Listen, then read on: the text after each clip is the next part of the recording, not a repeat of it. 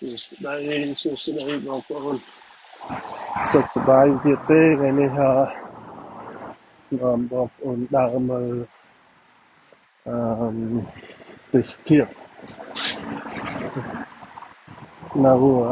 តាមដងផ្លូវថ្ងៃសៅរ៍ហើយតិចណាស់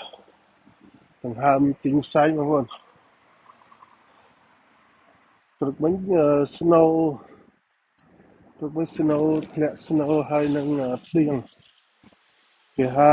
snow shower ហើយអឺចេញក្រៅហាត់ប្រាណបន្តិចមកពីនៅផ្ទះច្រើនពេកអត់ស្រួលនៅច្រើនពេកទៅវាអាចស្ពឹកហើយវាអាច stroke អញ្ចឹងយើងត្រូវមួយថ្ងៃធ្វើម៉េចដើរបានដល់20នាទីទៅមិនបាច់ច្រើនពេកទេណាមួយជើងវាឈឺដែរណាបងប្អូន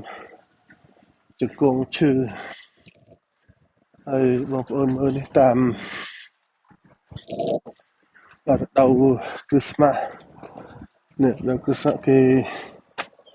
គេតែងយកបងប្អូននេះគេតែងស្អាតទៅគេយកភ្លើងព្រាតផ្ទះណាក៏គេតែងដែរនៅសហរដ្ឋអាមេរិកហ្នឹងពីព្រោះគេយកសាសនាព្រះយេស៊ូវធ្វើជាសាសនារបស់គេសាសនាធំរបស់អាមេរិក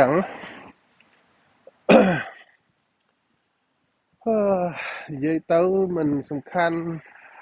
ថាសាសនាណាទេបងប្អូនឲ្យតែយើងរស់នៅយើងមានមេត្តា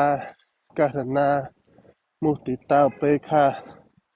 មានព្រហ្មវិហារធម៌ទាំង4ហ្នឹងហើយធ្វើសេចក្តីល្អ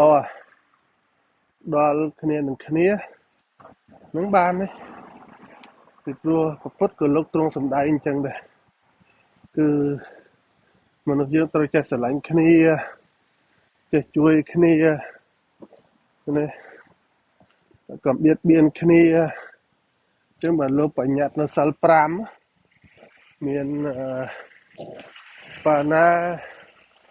មិនឲ្យសម្លាប់សត្វអត្តនីមិនឲ្យលួចទ្រព្យកាមេសុឆារាមិនឲ្យប្រព្រឹត្តខុសអំពីកាមក្រៅពីភរិយានិងស្វាមីមួយទល់នឹងមួយមុសាមិនឲ្យកុហកភូតភៅហើយសុរាហ្នឹងមិនឲ្យផឹកស្រាអាភៀន